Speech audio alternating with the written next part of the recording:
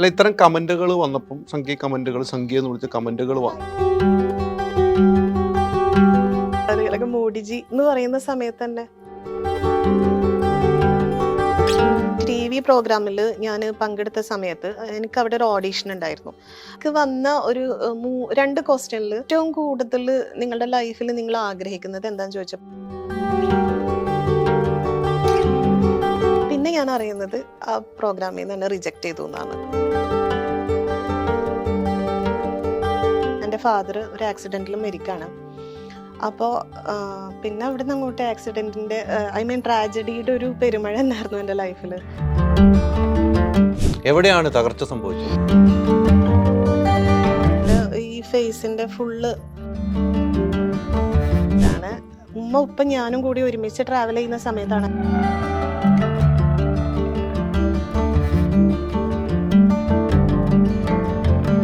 നിങ്ങളുടെ designer home എന്ന സ്വപ്നം യാഥാർത്ഥ്യമാക്കുന്നു. സാൻബിൾഡ് ഡിസൈൻഡ് ബൈ കോൺസെപ്റ്റ്സ്. നമസ്കാരം. ഇന്ന് എന്നോടൊപ്പം ഉള്ളത് ഒരു സെലിബ്രിറ്റിയാണ്. അതോടൊപ്പം സെലിബ്രിറ്റികളുമായിട്ട് അടുത്ത് നിൽക്കുന്ന ഒരു വ്യക്തിയാണ്. മറ്റാരുമല്ല, ആയിഷ. എന്താണെന്ന് പറയാതെ തന്നെ ഫേസ് കാണുമ്പോൾ ആളുകൾക്ക് അറിയാലോ, അല്ലേ? ഇല്ലേ? അതെ. എത്ര വർഷമായി ഈ ഫീൽഡിൽ? ഞാൻ 2016 മുതലാണ് ഈ ഫീൽഡിൽ വന്നിട്ടുള്ളത്, ഈ ഫാഷൻ ഫീൽഡിൽ വന്നിട്ടുള്ളത്. ഇതിന് മുന്നേ ഒരു പക്ക വീട്ടമ്മയായിരുന്നു. വീട്ടമ്മ എന്ന് പറയുമ്പോൾ വീട്ടമ്മ എന്ന് പറയുന്ന സമയത്ത് പക്ക ഓർത്തഡോക്സ് ഫാമിലിയിൽ ഒരു റെപ്യൂട്ടഡ് മുസ്ലിം ഫാമിലിയിൽ ജനിച്ച് വളർന്നിട്ടുള്ള, വളരെ ഒതുങ്ങി പർദ്ദയുടെ ഉള്ളിൽ ജീവിച്ചിരുന്ന ഒരു പാവം മുസ്ലിം പെൺകുട്ടിയായിരുന്നു. പർദ്ദയ്ക്കുള്ളിൽ? അതെ അതെ അതെ. ആ പർദ്ദ എന്നാണ് പൊട്ടിച്ചെറിഞ്ഞത്? പർദ്ദ പൊട്ടിച്ചെറിയുക എന്നുള്ളതല്ല, അതെൻ്റെ ലൈഫിലുള്ള ഓരോ ഇൻസിഡൻസ് ആണ്. ഇന്ന് വന്ന അല്ലെങ്കിൽ ഓരോ നമുക്ക് മൈൻഡിലൊരു ചാലഞ്ച് വരുമല്ലോ, ഒരു ടൈം വരുന്ന സമയത്ത് നമുക്കൊരു ടേണിംഗ് പോയിന്റ് വരും. അപ്പം ആ ഒരു വെളിപാടുണ്ടായി. ആ ഒരു സമയത്താണ് ഇപ്പോൾ ഇന്ന് നിൽക്കുന്ന ഈ ആയിഷയിലേക്ക് എത്തിയിട്ടുള്ളത്. അല്ല, ആയിഷ പറയുമ്പം പർദ്ദയ്ക്കുള്ളിൽ ജീവിച്ച ആയിഷ, ഇന്ന് കാണുന്ന ആയിഷ ജാതിയോ മതമോ ഒന്നും നോക്കാതെയുള്ള ജീവിതം എന്നാണ് എനിക്ക് മനസ്സിലാക്കുന്നത്. അതെ. താങ്കളുടെ വേഷത്തിൽ, അതെ അതെ അതെ, താങ്കളുടെ മേഖലയിലും ഫാഷൻ ഷോ ഡയറക്റ്റ് ചെയ്യുന്നുണ്ട്. അതെ അതെ, സെലിബ്രിറ്റികളുടെ കൂടെ ഫാഷൻ ഡിസൈൻ ചെയ്യുന്നു, കോസ്റ്റ്യൂം ഡിസൈൻ ചെയ്യുന്നുണ്ട്. അങ്ങനെ നിൽക്കുമ്പോൾ ഒരു ഓർത്തഡോക്സ് ആണ്, അല്ലേ? കുടുംബം മൊത്തം ഓർത്തഡോക്സ് ആണ്. അവിടെ നിന്ന് പൊട്ടിച്ചെറിഞ്ഞു വരുമ്പോൾ വലിയ പ്രതിസന്ധി ഉണ്ടായി കാണും ആയിഷയ്ക്ക്. അതെ അതെ. കാരണം ഞാൻ ജനിച്ചതും വളർന്നതൊക്കെ മക്കത്താണ്. അപ്പോൾ മക്കത്ത് ജനിച്ച് വളർന്നത് മാത്രമല്ല, ഒരു 10 ഹജ്ജ് ഞാൻ ചെയ്തിട്ടുണ്ട്. എൻ്റെ ചൈൽഡ്ഹുഡാണ്, കുഞ്ഞു കുട്ടിയായിരിക്കുന്നത്. ഹജ്ജ് ചെയ്ത ആയിഷ എന്ന് പറയുന്ന ഒരാളാണ് എൻ്റെ മുമ്പിലിരിക്കുന്നത്. എന്തുകൊണ്ട് ഇങ്ങനെ ആയി എന്നതിൻ്റെ ഉള്ള ചോദ്യത്തിനുള്ള മറുപടിയാണ് തരുന്നത്. ഒരു പക്ഷെ ആ ഒരു ഹജ്ജിന്റെ പ്രതിഫലം എൻ്റെ പാരൻസിനായിരിക്കും കിട്ടിയിരിക്കുക. കാരണം ചെറിയ കുട്ടിയാവുന്ന സമയത്ത് ചെയ്ത ഹജ്ജാണല്ലോ. എൻ്റെ പാരൻസിന്റെ കൂടാണ് എൻ്റെ ഉപ്പ. ചെറിയ കുട്ടിയാകുമ്പോൾ പാരൻസിനാണ് അതിന്റെ കൂടെ. അതെ അതെ, അങ്ങനെയാണ് നമ്മളൊക്കെ പഠിക്കുന്നത്. അതെ. അപ്പോൾ എൻ്റെ ഉപ്പാക്ക് അവിടെ ആയിരുന്നു ജോബ്. എൻ്റെ ഉപ്പ എഞ്ചിനീയർ ആയിരുന്നു, ടെലഫോൺ എഞ്ചിനീയർ ആയിരുന്നു സൗദിയിൽ. അപ്പോൾ ആ സമയത്ത് അവിടെ ജനിച്ച് വളർന്ന് ഒരു 13-14 വയസ്സാവുന്ന സമയത്താണ് ഞാനിവിടെ നാട്ടിൽ സെറ്റിൽ ആവണത്. അപ്പോൾ എൻ്റെ പിന്നീട് അവിടുന്ന് അങ്ങോട്ട് നാട്ടിൽ വന്നു, സെറ്റിലായി. എൻ്റെ ഫാമിലിയിൽ തന്നെ എൻ്റെ എൽഡർ ബ്രദറിന് ഭയങ്കര ഒരു മെൻ്റൽ ഡിസീസ് വന്നു. അപ്പോൾ ആ ഒരു മെൻ്റൽ ഡിസീസ് ആ ഒരു പ്രശ്നം വന്നപ്പോൾ ഞങ്ങൾ നാട്ടിൽ വന്നു, ഇവിടെ സെറ്റിലായി. അതിൻ്റെ ഒരു ട്രീറ്റ്മെൻറ്റും കാര്യങ്ങൾക്കും വേണ്ടിയിട്ട് ഇവിടെ നാട്ടിൽ സെറ്റിലായി. പിന്നെ അതിന് ശേഷം എൻ്റെ 10ാം ക്ലാസ് കഴിഞ്ഞ സമയത്ത് എൻ്റെ ഫാദർ ഒരു ആക്സിഡൻറ്റിൽ മരിക്കാണ്. അപ്പോൾ പിന്നെ അവിടെ നിന്ന് അങ്ങോട്ട് ആക്സിഡൻറ്റിൻ്റെ ട്രാജഡിയുടെ ഒരു പെരുമഴ എന്നായിരുന്നു എൻ്റെ ലൈഫിൽ. ഉപ്പ മരിച്ച് പിന്നെ സ്വാഭാവികമാണല്ലോ, നമ്മുടെ മുസ്ലിം ഫാമിലിയിലൊക്കെ പ്രത്യേകിച്ചിട്ട് ഉപ്പ മരിച്ചു കഴിഞ്ഞാൽ പിന്നെ കൂടുതൽ പഠിപ്പിക്കണ്ട. 16 to 17 years ആയി, ഇനിയിപ്പോൾ പഠിപ്പിക്കണ്ട, എത്രയും പെട്ടെന്ന് കല്യാണം കഴിപ്പിച്ച് വിടാം. കാരണം ഉപ്പ മരിച്ചു, ഇനിയിപ്പോൾ ആരപ്പം നോക്കാനുള്ളത് കാര്യങ്ങളൊക്കെ. അപ്പം പിന്നെ എൻ്റെ പഠിപ്പ് അവിടെ വെച്ച് അവസാനിച്ചു. പെട്ടെന്ന് തന്നെ ഞാൻ ബാംഗ്ലൂർ ഫാഷൻ ഡിസൈനിങ് കോഴ്സിന് പഠിക്കാൻ വേണ്ടി പോകുന്ന സമയത്താണ് എൻ്റെ കല്യാണം ഉറപ്പിക്കുന്നതും. 17ാമത്തെ വയസ്സിൽ കല്യാണം കഴിക്കുന്നു, 18ാമത്തെ വയസ്സിൽ ഒരു കുട്ടിക്ക് ജന്മം നൽകുന്നു. അങ്ങനെ അവിടെ നിന്ന് ലൈഫ് ഇങ്ങനെ മുന്നോട്ട് പോയി. ഈ വിവാഹം ചെയ്തതിന് ശേഷവും വിവാഹം ചെയ്ത കുടുംബം ഓർത്തഡോക്സ് കുടുംബമായിരുന്നു. അതെ, പക്ക ഓർത്തഡോക്സ് ഫാമിലിയിലേക്ക് തന്നെയാണ് കല്യാണം കഴിപ്പിച്ചിട്ടുണ്ടായിരുന്നത്.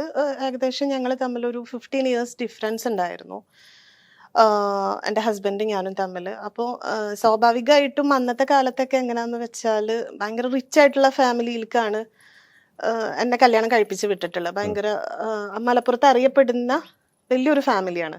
അപ്പോൾ എന്നെ കല്യാണം കഴിപ്പിച്ചിട്ടുള്ള ആ വീടിന് തന്നെ അന്നത്തെ കാലത്ത് ആദ്യത്തെ വാർപ്പ് വീട് എന്നാണ് പറഞ്ഞിരുന്നത്. മലപ്പുറത്ത് ഫസ്റ്റ് വന്ന വാർപ്പ് വീട്ടിലായിട്ടുള്ള ഒരു മരുമോളായിട്ടാണ് ഞാൻ ചെന്നത്. അപ്പോൾ വാർപ്പ് വീട്ടിലെ മരുമോള് എന്നാണ് എന്നെ വിളിച്ചിരുന്നത്. പിന്നെ അവിടുത്തെ ലാംഗ്വേജ്, ആക്ച്വലി എൻ്റെ തറവാട് ഗുരുവായൂരാണ്. അപ്പോൾ അങ്ങോട്ടാണ് കല്യാണം കഴിപ്പിച്ചിട്ടുള്ളത്, ഈ പറഞ്ഞ മലപ്പുറം ഏരിയയിലേക്ക്. അപ്പോൾ അവിടുത്തെ ലാംഗ്വേജും അവിടുത്തെ ഒരു സംസാരമൊക്കെ വേറെ ടൈപ്പ് ഓഫ് ഒരു ഇതാണ്. ഐ മീൻ വാർപ്പ് മേരയിലെ മരോള് അങ്ങനെയൊക്കെയാണ് എന്നെ വിളിച്ചിരുന്നത്. അപ്പോൾ നമ്മൾ പ്രതീക്ഷിക്കാതെ ലൈഫിൽ അങ്ങനെ ഓരോ ഇൻസിഡൻസ് ആയിരുന്നു ഈ വിവാഹവും അതിനുശേഷമുള്ള ലൈഫും എല്ലാം. അപ്പോൾ അത് എവിടെയാണ് തകർച്ച സംഭവിച്ചത്? തകർച്ച മീൻസ് നമ്മൾ ഒരിക്കലും എക്സ്പെക്ട് ചെയ്യുന്നില്ലല്ലോ ലൈഫിൽ ഇങ്ങനെയൊക്കെ സംഭവിക്കുന്നുള്ളത്. പെട്ടെന്നുള്ള ഉപ്പാടെ മരണം, ഉപ്പാനോടെയും ഭയങ്കര അറ്റാച്ച്ഡ് ആയിരുന്നു ഞാൻ. ഉപ്പാടെ ഏറ്റവും ചെറിയ മോളായിരുന്നു, ഒരു അനിയത്തിപ്രാവായിരുന്നു വീട്ടിൽ. അപ്പോൾ ഉപ്പാടെ പെട്ടെന്നുള്ള മരണം ഭയങ്കര ഒരു സിറ്റുവേഷനിൽ കൂടെ, ആ മരണം എനിക്ക് ഒരിക്കലും താങ്ങാൻ പറ്റാത്തൊരു ഇതായിരുന്നു. കാരണം മരിച്ചത് പോലും ഞാൻ അറിയുന്നത് ഞാൻ കാറിൽ ഇരിക്കുന്ന സമയത്ത്, ഐ മീൻ ഞങ്ങൾ ആക്സിഡൻറ്റ് കഴിഞ്ഞ് ഞാൻ കാറിൽ വരുന്ന സമയത്ത് എന്നോട് ആരും ഉപ്പം മരിച്ച കാര്യം പറഞ്ഞിട്ടുണ്ടായിരുന്നില്ല. അപ്പം ഞാനത് അറിയുന്നത് ഇങ്ങനെ റോട്ടിൽ കൂടെ ഇങ്ങനെ വിളിച്ച് പറഞ്ഞു പോകും, ഇന്നാലില്ലാഹി ഇന്നാഹിൽ റാജു. അന്നത്തെ കാലത്ത് അങ്ങനെയാണ്, മരിച്ചാൽ അത് ഇങ്ങനെ വിളിച്ച് പറഞ്ഞു പോകും. ഇപ്പോഴും അങ്ങനെയാണോ എന്ന് എനിക്കറിയില്ല. അപ്പം ഞാൻ കാറിൽ വായോ നമുക്ക് വീട്ടിൽ പോവാം, ഉപ്പാനെ കാണാൻ പോവാന്ന് പറഞ്ഞിട്ടാണ് എന്നെ കാറിൽ കൊണ്ടുവരുന്നത്. എവിടെ നിന്നാണ് കൊണ്ടുവരുന്നത്? എന്നെ തൃശ്ശൂരിൽ നിന്ന് കൊണ്ടുവരാണ്. ഉമ്മ ഉപ്പ ഞാനും കൂടി ഒരുമിച്ച് ട്രാവൽ ചെയ്യുന്ന സമയത്താണ് ആക്സിഡന്റ് ഉണ്ടാവുന്നത്. ഒരുമിച്ച് യാത്ര ചെയ്യുന്നത്. പക്ഷെ എന്തോ ഭാഗ്യത്തിന് എനിക്കൊന്നും പറ്റിയില്ല, ദൈവം എന്നെ വെറുതെ വിട്ടു. ഉമ്മ ക്രിട്ടിക്കൽ സ്റ്റേജിൽ മദർ ഹോസ്പിറ്റലിൽ അഡ്മിറ്റ് ആയിരുന്നു. ഉമ്മയുടെ ഈ ഫേസിന്റെ ഫുള്ള് പാർട്ട് പൊളിഞ്ഞു പോയിട്ടുണ്ടായിരുന്നു. ഐ മീൻ വണ്ടി ഇടിച്ചിട്ട് ഞാൻ നോക്കുന്ന സമയത്ത് കണ്ണ് മാത്രം അവിടെ നിൽക്കുന്നുള്ളൂ, ബാക്കി മൊത്തം പാട്ട് പോയി. എനിക്ക് ബ്രെയിൻ പോലും കാണാൻ പറ്റാവുന്ന സിറ്റുവേഷൻ ആയിരുന്നു. അപ്പോൾ അത് കഴിഞ്ഞ് ഉപ്പാനെ പെട്ടെന്ന് അവർ ആംബുലൻസിൽ കൊണ്ടുപോയി. അപ്പം ഇതൊക്കെ എൻ്റെ തിരിച്ചറിവ് വരുന്ന പ്രായത്തിലാണ് ആക്ച്വലി എനിക്ക് എൻ്റെ ലൈഫിൽ ഈ ട്രാജഡീസ് അടിക്കടി സംഭവിക്കുന്നത്. പിന്നെ അതിൻ്റെ മുന്നേ എൻ്റെ ബ്രദറിൻ്റെ അസുഖം എല്ലാം ഓൾറെഡി എനിക്കൊരു നമ്മൾ പറയില്ലേ, ഓൾറെഡി ഇങ്ങനെ ഒരു ട്രാജഡീസ് ഇതിൽ കൂടെ പോയിക്കൊണ്ടിരിക്കുകയായിരുന്നു. പിന്നെ വീട്ടിൽ ഉപ്പ മരിക്കുമെന്ന് ഞാൻ ഒരിക്കലും വിചാരിച്ചിട്ടുണ്ടായിരുന്നില്ല. കാരണം ആക്സിഡന്റ് കഴിഞ്ഞ് ആ സമയത്ത് തന്നെ അവർ ഉപ്പാനെ മാറ്റി. അപ്പം ഞാൻ വിചാരിച്ചു ആൾക്ക് പുറത്തുനിന്ന് നോക്കുന്ന സമയത്ത് കുഴപ്പമൊന്നും ഉണ്ടായിരുന്നില്ല, പക്ഷെ ഇന്റേണൽ ബ്ലീഡിങ് ആയിരുന്നു. അപ്പോൾ പിന്നെ അവർ പറഞ്ഞു ഉമ്മാനെ ഹോസ്പിറ്റലാക്കി, ഉപ്പാനെ വീട്ടിൽ കൊണ്ടുവന്നിട്ടുണ്ട്, നമുക്ക് കാണാൻ പോവാന്ന് പറഞ്ഞു. അങ്ങനെ ഞാൻ കാറിൽ വരുന്ന സമയത്താണ് ഞാനിത് ഇങ്ങനെ റോട്ടിൽ കൂടെ ഇങ്ങനെ പറഞ്ഞു പോവാണ്, ഇന്നാലില്ലാഹി ഇന്നാഹിൽ റാജു, ഇന്ന ആള് മരിച്ചു എന്ന് പറഞ്ഞിട്ട് പറഞ്ഞു പോകുന്നത് ഞാൻ കേൾക്കുമ്പോൾ ഞാൻ കാറിൽ നിന്ന് ആ സമയത്ത് എടുത്ത് ചാടാൻ നോക്കി. കാരണം എനിക്ക് മനസ്സിലായി ഇനി അവിടുന്ന് അങ്ങോട്ട് ലൈഫിൽ ഇനി ഒന്നുമില്ല. കാരണം ഉപ്പ പോയി കഴിഞ്ഞാൽ എൻ്റെ എല്ലാ സ്വപ്നങ്ങളും അവസാനിച്ചെന്ന് എനിക്ക് ഉറപ്പായിരുന്നു. ഞാൻ കാറിൽ നിന്ന് എടുത്ത് ചാടിയാലോ എന്ന് വരെ ചിന്തിച്ചൊരു നിമിഷമായിരുന്നു. പിന്നെ അവരെല്ലാവരും കൂടെ പിടിച്ചു, വീട്ടിലെത്തിച്ചു. അത് കുറച്ച് സമയം എടുത്തു ഉപ്പ മരിച്ചെന്നുള്ളത് ആക്സെപ്റ്റ് ചെയ്യാൻ. ഈ ഉപ്പ മരിച്ചതിന് ശേഷമാണ് വിവാഹം. ഉപ്പ മരിച്ച അന്ന് മുതൽ തന്നെ കാർന്നോമാര് സംസാരം തുടങ്ങി. ഇപ്പം ഉപ്പ മരിച്ചു. ഒരു പെൺകുട്ടിയാണോ? അല്ല, 2 പെൺകുട്ടികളാണ്. ഞങ്ങൾ 2 പെൺകുട്ടികളാണ്, 3 ബ്രദേഴ്സാണ്. ബ്രദേഴ്സൊക്കെ ഓൾറെഡി സൗദിയിൽ സെറ്റിൽഡ് ആണ്. അപ്പോൾ 3ാമത്തെ ബ്രദറിന് അസുഖമാണ്. അപ്പോൾ ഈ കുട്ടിക്ക് ഇനി കല്യാണ കാര്യങ്ങളൊക്കെ വരാൻ ബുദ്ധിമുട്ടാവും, നമുക്ക് എത്രയും പെട്ടെന്ന് കല്യാണം കഴിപ്പിച്ച് വിടാണ് നല്ലത്. കാരണം ഓൾറെഡി ഉപ്പ മരിച്ചു, ഉമ്മ ക്രിട്ടിക്കൽ സ്റ്റേജ് ഹോസ്പിറ്റലാണ്. പിന്നെ ബ്രദർ ഇങ്ങനെ ഇത് ഇഷ്യൂ ഉണ്ടല്ലോ, അപ്പം നമുക്ക് എത്രയും പെട്ടെന്ന് കല്യാണം കഴിപ്പിക്കാന്നുള്ള, ഈവൻ ഞാൻ പോലും അറിയുന്നില്ല ഒരു സൈഡിൽ കാർന്നോമാർ അങ്ങനെ സംസാരിക്കുന്ന കാര്യങ്ങളൊന്നും. പിന്നീട് ഒരു ദിവസം വരുന്നു, കാണുന്നു, പെണ്ണ് കാണുന്നു, അവർക്ക് ഇഷ്ടപ്പെടുന്നു, കല്യാണം ഉറപ്പിക്കുന്നു. ഉപ്പ മരിച്ച ആ ഒരു ട്രോമയിൽ നിന്ന് ഞാൻ റിക്കവർ ആവുന്നതിന് മുന്നേ 4 മാസത്തിന്റെ ഉള്ളിൽ തന്നെ 4 മാസത്തിനുള്ളിൽ കല്യാണം നടത്തി. എൻ്റെ ഉമ്മ പോലും പങ്കെടുത്തിട്ടില്ല കല്യാണത്തിൽ. കാരണം ഉമ്മ നിർബന്ധിച്ചുള്ള കല്യാണമായിരുന്നു. നിർബന്ധിച്ചു എന്ന് പറയാൻ പറ്റില്ല. കാരണം ആ കാലഘട്ടത്തിലൊക്കെ സ്ത്രീകൾക്ക് വോയിസ് ഇല്ല. ഈവൻ ഇപ്പോഴും അങ്ങനത്തെ കല്യാണങ്ങൾ നടക്കുന്നുണ്ട്, എനിക്കറിയാം. കാരണം എൻ്റെ ഈ ഒരു സ്റ്റോറി ഞാൻ ജോഷ് ടോക്ക് വഴി പറഞ്ഞപ്പോൾ തന്നെ ഒരുപാട് മെസ്സേജസ് എനിക്ക് വന്നിട്ടുണ്ട്, ഒരുപാട്. അപ്പോൾ എനിക്ക് മനസ്സിലാക്കാൻ പറ്റി ഇപ്പോഴും ആർക്കും ഒരു മാറ്റവും വന്നിട്ടില്ല എന്നുള്ളത്.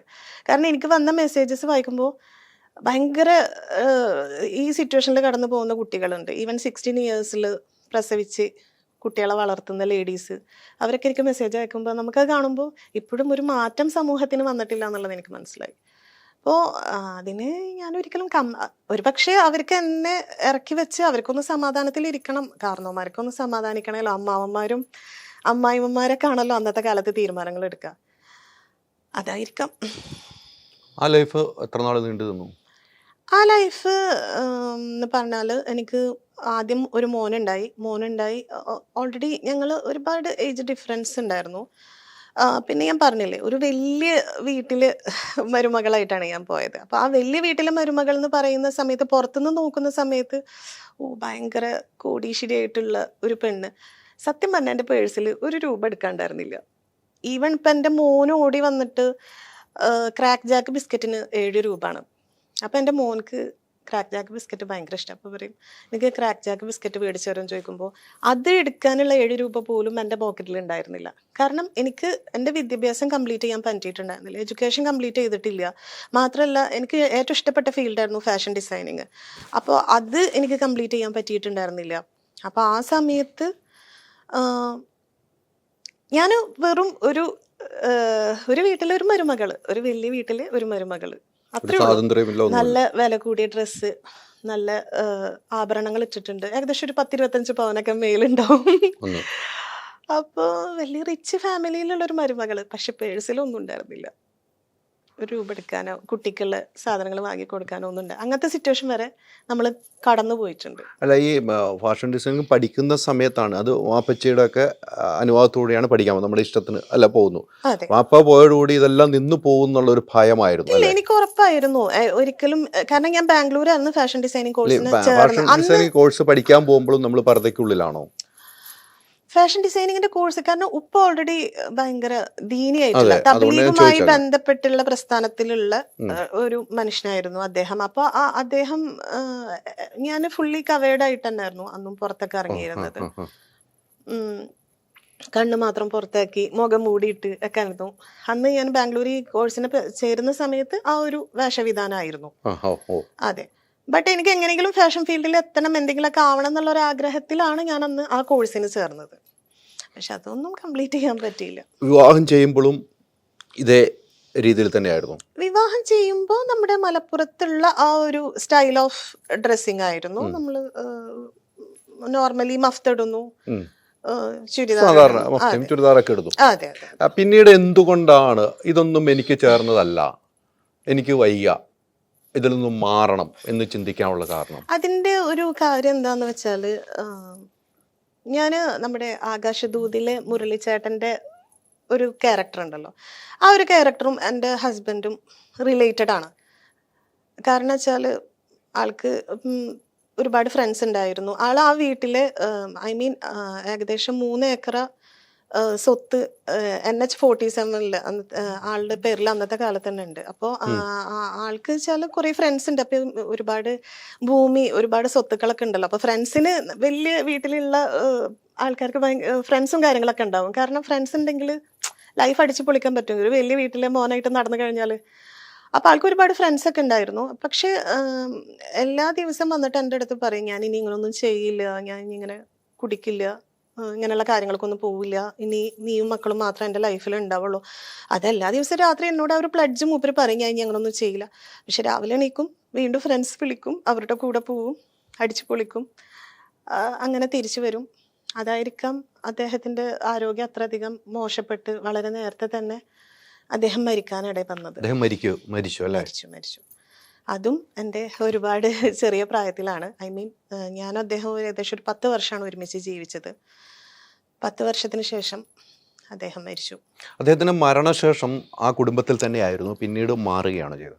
മരണശേഷം എനിക്ക് ഏറ്റവും കൂടുതൽ ഒരു ട്രോമ സ്റ്റേജ് അത് ഇസ്ലാമിക് ലോ പ്രകാരം ഞാനത് പഠിക്കാൻ നോക്കി. കാരണം ഞാൻ അനുഭവിച്ചൊരു സിറ്റുവേഷനാണ്.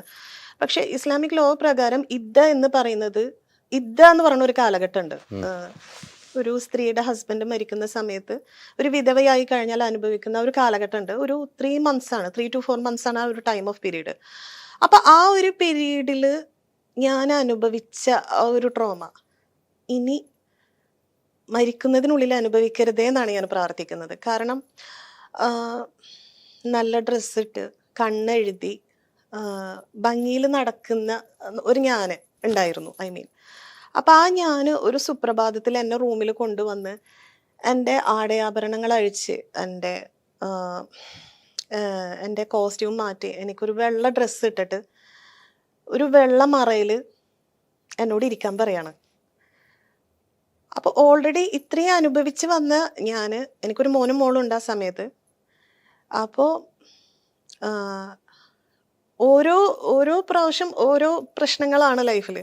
പെട്ടെന്നാണ് നമ്മൾ വിധവയായി എന്നുള്ളത്. കാരണം അറ്റാക്ക് ആയിരുന്നു അദ്ദേഹത്തിന്. അപ്പോൾ ഓൾറെഡി ഡോക്ടേഴ്സ് പറഞ്ഞിരുന്നു സ്മോക്കിംഗ് നിർത്തണം, ഇതൊക്കെ നിർത്തണം. കാരണം ചെയിൻ സ്മോക്കിംഗ് ആയിരുന്നു. അപ്പം നമുക്ക് ഇങ്ങനെ പോവുകയാണെങ്കിൽ ഭയങ്കര ബുദ്ധിമുട്ടാണ്, നിർത്തണം എന്ന് അദ്ദേഹത്തിനോട് എപ്പോഴും ഡോക്ടേഴ്സ് വാൺ ചെയ്തിരുന്നു. അപ്പോൾ ഏത് സമയത്തും നമ്മൾ പ്രതീക്ഷിച്ചിരുന്നു എന്തെങ്കിലും സംഭവിക്കും. കാരണം ആൾ ഓൾറെഡി ഭയങ്കരമായിട്ട് ഹെൽത്തി വയ്യാതെ ആയിട്ടുണ്ടായിരുന്നു ഒരു ലാസ്റ്റ് സമയമായപ്പോൾ. അപ്പോൾ ഞാനെല്ലാം അക്സെപ്റ്റ് ചെയ്യാൻ തയ്യാറായിട്ടുള്ള ഒരു ടൈമായിരുന്നു. എന്തും സംഭവിക്കും ലൈഫിൽ എന്നുള്ളൊരു ഇതുണ്ട്. കാരണം രാത്രി ഉറങ്ങുന്ന സമയത്ത് ഞങ്ങൾ 4 പേര് ഉറങ്ങുമ്പോൾ രാവിലെ ആരാ ഉണ്ടാവുക എന്നുള്ളൊരു സംശയത്തിലാണ് എല്ലാ ദിവസവും രാത്രി ഉറങ്ങിയിരുന്നത്. ഒരു ദിവസം രാത്രിയാണ് അദ്ദേഹത്തിന് ചെസ്റ്റ് പെയിൻ വരുന്നതും ഹോസ്പിറ്റലിൽ കൊണ്ടുപോകുന്ന സമയത്ത് തന്നെയാണ് അദ്ദേഹം മരിക്കുന്നത്. അപ്പോൾ ഞെട്ടലില്ലാതിരിക്കാൻ കാരണം എനിക്ക് ഓൾറെഡി ആള് ഇങ്ങനെ ബ്ലഡൊക്കെ വോമിറ്റ് ചെയ്യുന്നത് കണ്ടിട്ട് എന്തെങ്കിലുമൊക്കെ അടുത്ത് തന്നെ സംഭവിക്കുമായിരിക്കും എന്ന് എനിക്കൊരു തോന്നലുണ്ടായിരുന്നു.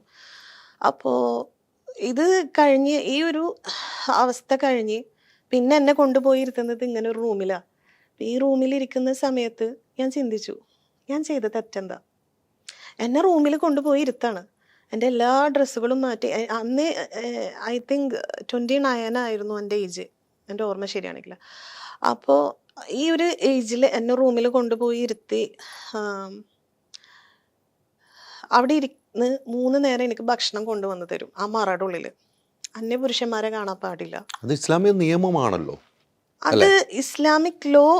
ഇപ്പൊ നിയമം ഖുർആനിൽ വരെ പറയുന്നുണ്ടെന്നാണ് ഒരുപാട് ഞാനത് നോക്കിയ സമയത്ത് ഈവൻ പറയുന്നത് എന്താന്ന് വെച്ചാല് ആ ഒരു ടൈം ഓഫ് അത്രയും കാലം നമ്മൾ ഗർഭിണി ആവുന്നുണ്ടോ ഇല്ലേ, ഇനി നെക്സ്റ്റ് റീമാരേജ് ചെയ്യുന്ന സമയത്ത് നമ്മൾ ഗർഭിണി ആവുന്നുണ്ടോ ഇല്ലേ എന്നറിയാൻ വേണ്ടിയിട്ടാണ്, അത് നമ്മുടെ മെനുസ്ട്രേഷൻ കറക്റ്റ് ആണോ എന്ന് അറിയാൻ വേണ്ടിയിട്ടാണ് ഇദ്ദ ഇരിക്കാൻ പറയുന്നത് എന്നാണ് ഞാൻ ഒരുപാട് നോക്കി.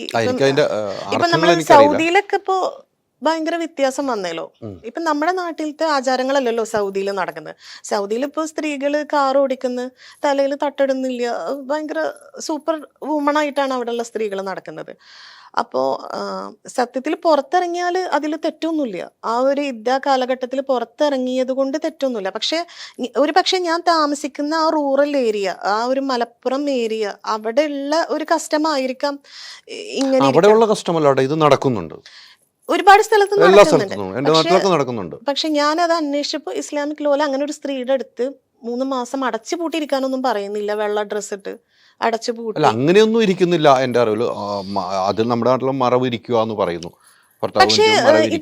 അവിടെ അന്യപുരുഷന്മാരെ ബാക്കിയുള്ള വീട്ടിലെ ആളുകളെ കാണാം, എല്ലാവരുമായിട്ട് കാണാൻ, സംസാരിക്കാം എന്നാണ് ഞാൻ എൻ്റെ ഒരു അറിവിൽ, എൻ്റെ ഒരു ചെറിയൊരു അറിവിൽ എന്ന് പറയുന്നത്.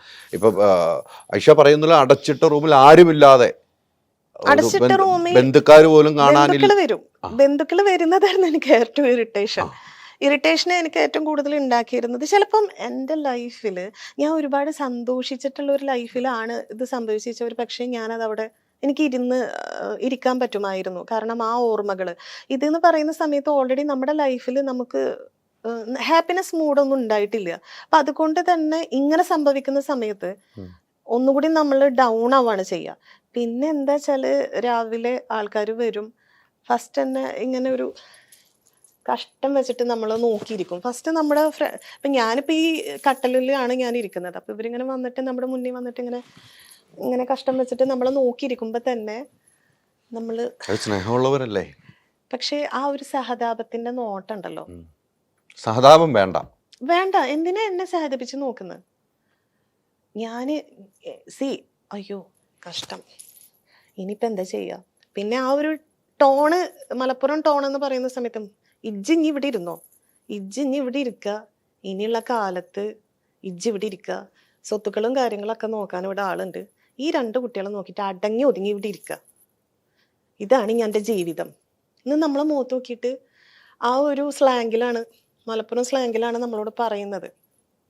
അല്ലാണ്ട് അവിടെ ആരും എൻ്റെ അടുത്ത് ഇനി പുറത്തേക്ക് ഇറങ്ങണം, അല്ലെങ്കിൽ ഇനി നമുക്ക് ലൈഫിൽ ഒരുപാട് കാര്യങ്ങൾ ചെയ്യാണ്ട്, ഇവിടെ ലൈഫ് അവസാനിക്കുന്നില്ല, നിന്റെ ലൈഫ് ഇവിടെ വെച്ച് അവസാനിക്കുന്നില്ല, നിനക്ക് ഇനി ലൈഫിൽ ഒരുപാട് മുന്നോട്ട് പോകാനുണ്ടെന്ന് ആരും എൻ്റെ അടുത്ത് പറഞ്ഞിട്ടില്ല. അവിടെ വരുന്ന ഓരോരുത്തരും എൻ്റെ അടുത്ത് പറയുന്നു, കഴിഞ്ഞു, ഇനി നീ ഇവിടെ ഇരിക്കുക, നിന്റെ 2 മക്കളെ നോക്കി നീ അടങ്ങി ഒതുങ്ങി ഇവിടെ ഇരിക്കുക. ഇനിയിപ്പോൾ കുട്ടികൾ, അന്ന് എൻ്റെ മോള് 2ാം ക്ലാസ്സിലും മോന് 7ാം ക്ലാസ്സിലാണ്. അപ്പോൾ അവർ വലുതാവട്ടെ, അവർ വലുതായിട്ട് ബാക്കി, അതുവരെ എല്ലാവരും കാര്യങ്ങളൊക്കെ നോക്കും. അപ്പോൾ റെസ്റ്റോറൻറ്റ് ഉണ്ടായിരുന്നു, സ്കൂൾ ഉണ്ടായിരുന്നു, അതൊക്കെ എൻ്റെ ഹസ്ബൻഡിൻ്റെ പ്രോപ്പർട്ടീസാണ്, അതൊക്കെ നോക്കാൻ ആളുണ്ട്, നീ ഇതിലേക്കൊന്നും ഇടപെടണ്ട, നീ ഇവിടെ ഇരിക്കുക. അപ്പോൾ ഇനിയുള്ള കാലം ഇവിടെ ഇരിക്കുക, അതാണ് എന്നുള്ള ആ ഒരു ഇത് എനിക്കറിയില്ലക്ക. ഹൈദർജി ഞാൻ പറയാണ്, ആ സമയത്ത് ഇത്ര അനുഭവിച്ച ഒരു സ്ത്രീക്ക് നമ്മുടെ മുഖത്ത് നോക്കി ഇത്രയും സിമ്പതി മൈൻഡിൽ നോക്കിയിട്ട് അങ്ങനെ പറയുമ്പോൾ എൻ്റെ ഉള്ളിൽ റിവഞ്ചാ വന്നത്. അല്ല, സിമ്പതി എന്ന് ഞാൻ ഉദ്ദേശിച്ചതും ഒരു സഹതാപം കൊണ്ടാണ് പറഞ്ഞത്. ഇപ്പം പറഞ്ഞ പോയിന്റുകൾ, നീ ഇവിടെ ഇരുന്നോളുക, ഇതൊക്കെ നോക്കി നടക്കാൻ ആളുണ്ട്, നീ ഇവിടെ തന്നെ കഴിഞ്ഞോളാം, ഈ അടുക്കളയ്ക്കുള്ളിൽ കഴിഞ്ഞോളാം എന്നൊരു വാക്കായിട്ടാണ് ഇപ്പം എനിക്ക് തോന്നിയത്. അതാണ് ഉൾക്കൊള്ളാൻ കഴിയാതെ വന്നത്. ഈ മക്കളെ നോക്കി നീ ഇനി ഇവിടെ ഇരിക്കുക, ഇനിയുള്ള കാര്യങ്ങളൊക്കെ നോക്കാൻ ആൾക്കാർ, ബിസിനസ് ഉണ്ട്, അതൊക്കെ നോക്കാൻ എല്ലാവരും ഉണ്ട്, നീ ഇനി ഇവിടെ ഇരിക്കുക. അപ്പോൾ നമ്മുടെ ആ ഒരു മൈൻഡിൽ ഫസ്റ്റ് തന്നെ നമ്മളെ മുന്നിൽ വന്ന് ഇങ്ങനെ ഇരിക്കുക. അപ്പോൾ എനിക്ക് രാവിലെ ഞാൻ ഓർക്കും പകലാവരുത്. ആ 3 മാസത്തിൽ ഞാൻ ചിന്തിച്ചത് പകലാവണ്ട, പകലായി കഴിയുമ്പോഴാണല്ലോ വിസിറ്റേഴ്സ് വരുന്നത്, പിന്നെ ഇവർ നമ്മളെ മുന്നിലിരുന്ന് സംസാരിക്കുന്നത്, പിന്നെ അദ്ദേഹത്തിനെ പറ്റി സംസാരിക്കുന്നത്, എന്നെ പറ്റി സംസാരിക്കുന്നത്. അപ്പോൾ ഇതൊക്കെ നമ്മളെ മുന്നിൽ, നമ്മൾക്ക് ഈ റൂമിൽ നിന്ന് പുറത്തേക്ക് ഇറങ്ങാൻ പറ്റുന്നില്ലല്ലോ. പിന്നെ നമുക്ക് 3 നേരം ഫുഡ് കൊണ്ടുവന്ന് തരുന്നു, നമ്മളത് കഴിക്കുന്നു. അപ്പം ആ സമയത്താണ് ഞാൻ ചിന്തിച്ചത്, ഞാൻ ഒരിക്കലും അടച്ചു പൂട്ടി ഒരു അടിമയായി ജീവിക്കാൻ ഉദ്ദേശിക്കുന്നില്ല, ഇവിടുന്ന് എനിക്ക് രക്ഷപ്പെടണം.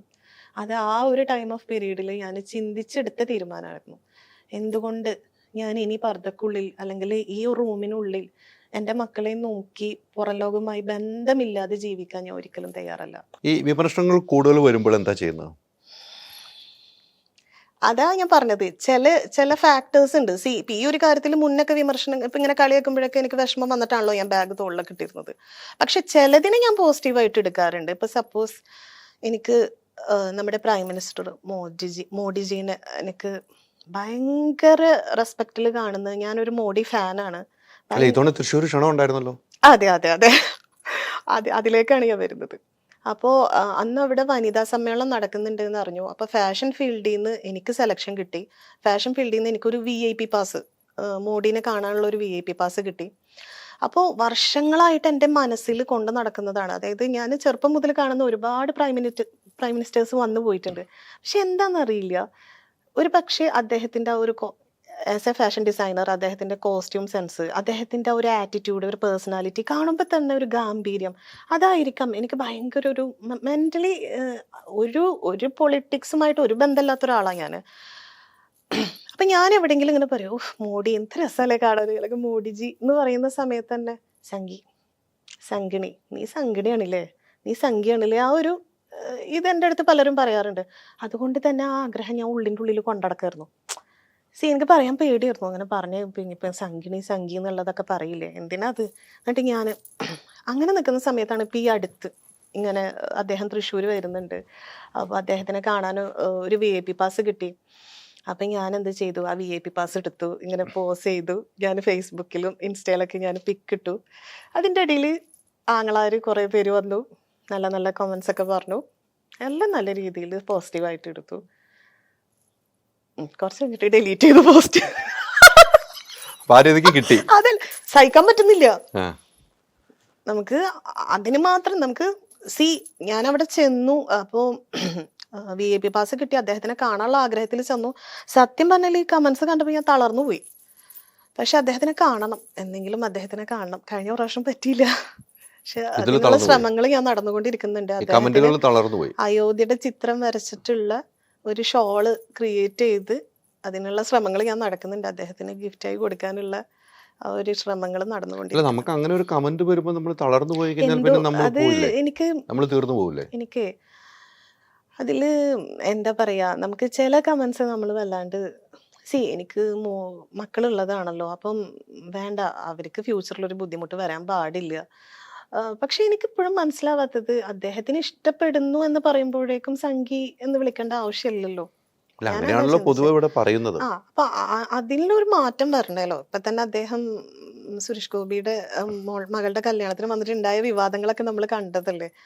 അപ്പോ ഈവൻ എന്തിനാ അദ്ദേഹത്തിന് ഇഷ്ടമാണെന്ന് പറയാൻ പോലും എനിക്ക് പേടിയായിരുന്നു. ഇപ്പോ ഞാൻ വിചാരിക്കുന്നത് എനിക്ക് എന്തായാലും അദ്ദേഹത്തിനെ കാണണം എന്നുള്ള ഒരു ധൈര്യം ഇപ്പൊ പറയണം എന്നുള്ളത് വന്നിട്ട്. ഇത്തരം കമന്റുകൾ വന്നപ്പോൾ എനിക്കൊരു ഭയങ്കര വിഷമമുണ്ടായ കാര്യം, ഒരു TV പ്രോഗ്രാമിൽ ഞാൻ പങ്കെടുത്ത സമയത്ത് എനിക്ക് അവിടെ ഒരു ഓഡീഷൻ ഉണ്ടായിരുന്നു.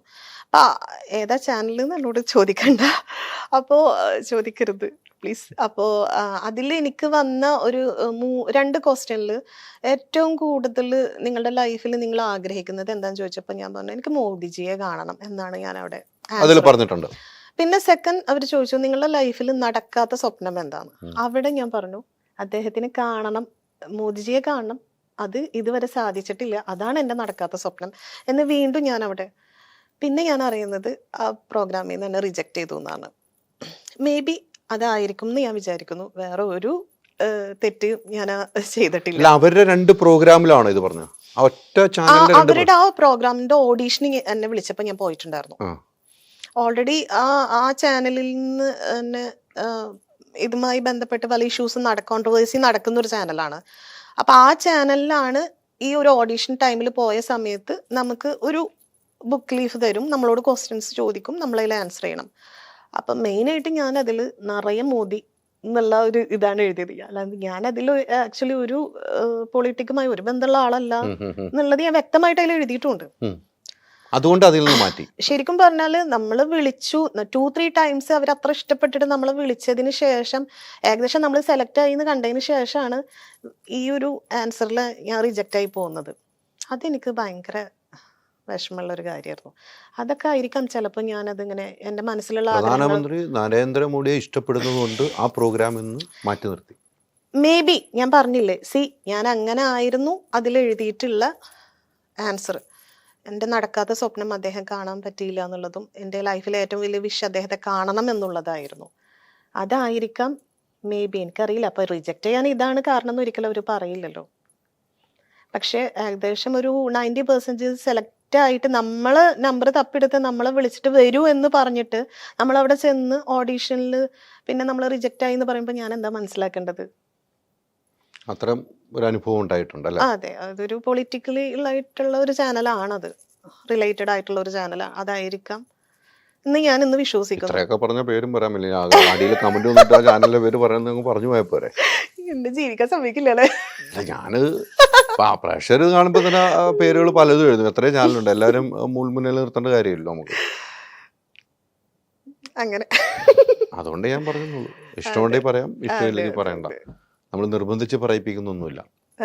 പ്രേക്ഷകർ അതിനുള്ള കഴിവുള്ളവരാണ്, തിരിച്ചറിയാൻ കഴിവുള്ള പ്രേക്ഷകർ. പക്ഷെ അതുകൊണ്ട് ഞാൻ പറഞ്ഞില്ലേ, എനിക്ക് അതുകൊണ്ടായിരിക്കാം ഞാൻ ഇത്ര ഡെസ്പായിട്ടുണ്ടാവാം. നമുക്ക് ഭയങ്കര ഷോക്കായി അത് റിജക്റ്റ് ആയി എന്ന് പറഞ്ഞപ്പോൾ. അപ്പം ഞാൻ കുറെ ആലോചിച്ചപ്പോൾ ഞാൻ ഇങ്ങനെ എഴുതേണ്ടിയിരുന്നില്ല. കാരണം പിന്നീട് അറിയണത് ഈ ചാനൽ ഒരു പൊളിറ്റിക്കൽ ഇതിൽ പോകുന്നൊരു ചാനലാണെന്ന് ഞാൻ പിന്നീടാണ് മനസ്സിലായി. അപ്പം എന്നോട് കുറെ പേര് പറഞ്ഞു എന്തിനാ അങ്ങനെ എഴുതാൻ പോയി, വല്ല കാര്യം ഉണ്ടായിരുന്നോ?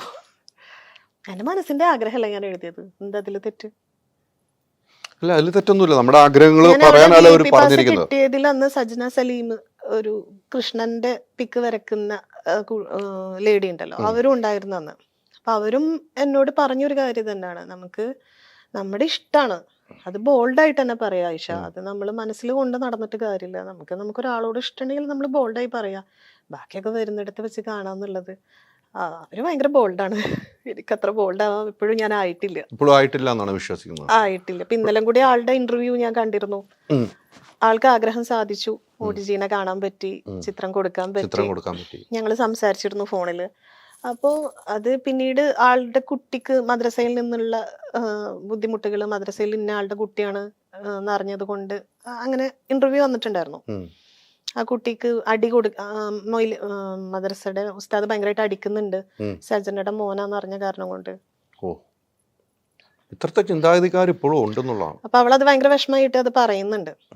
അപ്പോ അങ്ങനൊക്കെ പറയണെങ്കിൽ നമുക്ക് ഒരുപാട് കാര്യങ്ങൾ ലോകത്തിനോട് വിളിച്ച് പറയാണ്ട്. പക്ഷെ ആളുടെ അത്ര ബോൾഡ് അല്ല ഞാൻ. ഒത്തിരി അനുഭവിച്ചിട്ടുണ്ടല്ലേ? ആളുടെ അത്ര ബോൾഡ് അല്ല, അതാണ്. അനുഭവങ്ങൾ ഒത്തിരിയാണ്. അതെ അതെ അതെ. ഇപ്പൊ ഹാപ്പി അല്ലേ? ഇപ്പൊ ഹാപ്പിയാണ്. ഇപ്പൊ ഞാൻ പറഞ്ഞില്ലേ, അപ്പൊ ഞാനും ചിന്തിച്ചു എന്തുകൊണ്ട് നമ്മുടെ ഒരു ഇഷ്ടം പറഞ്ഞാൽ എന്താ തെറ്റ് എന്നുള്ള ഒരു. എടി എന്ന് വിളിച്ചാൽ തിരിച്ചെടാന്ന് വിളിക്കാനുള്ള തന്റെ ഇടമായോ? ആയിക്കൊണ്ടിരിക്കണം. ആയിട്ടില്ല. ആയിക്കൊണ്ടിരിക്കുന്നു. ഒരു ഉള്ളിൻ്റെ ഉള്ളിൽ നമ്മൾ എൻ്റെ 2 മക്കള് അവർ വലുതായി വരണം, അവർ ഒരു സ്ഥാനത്ത് എത്തണം, അവരൊരു പൊസിഷനിൽ എത്തണം എന്നുള്ളത് ഉണ്ടാവുമല്ലോ. ഞാൻ ഒറ്റക്കാണെങ്കിൽ എനിക്ക് പേടിയില്ല, നമുക്കൊന്നും പേടിക്കാനില്ല. പിന്നെ ഓൾറെഡി ഞാനൊരു ഇന്റർകാസ്റ്റ് മാരേജ് ചെയ്തിട്ടുള്ള ഒരാളാണല്ലോ. അപ്പോൾ അദ്ദേഹത്തിനൊന്നും സംഭവിക്കാൻ പാടില്ല, എനിക്കൊന്നും സംഭവിക്കാൻ പാടില്ല. എല്ലാവരും ഹാപ്പി ഇരിക്കുക, അവരവരുടെ മതത്തിൽ വിശ്വസിച്ച് ജീവിക്കുക, അത്രേ ഉള്ളൂ. ഇന്ന് എനിക്ക് എൻ്റെ ലൈഫിൽ ഫേസ്ബുക്കിലാണെങ്കിലും ഇൻസ്റ്റയിലാണെങ്കിലും ഫോട്ടോസ് ഇടാനുള്ള ഒരു ധൈര്യം വരാൻ കാരണം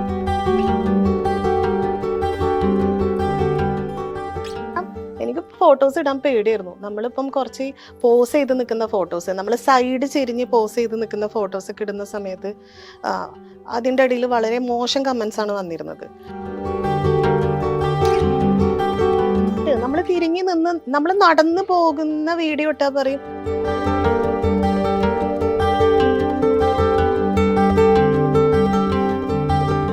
ഫാഷൻ ഫീൽഡിൽ ഈ പറഞ്ഞ പോലെ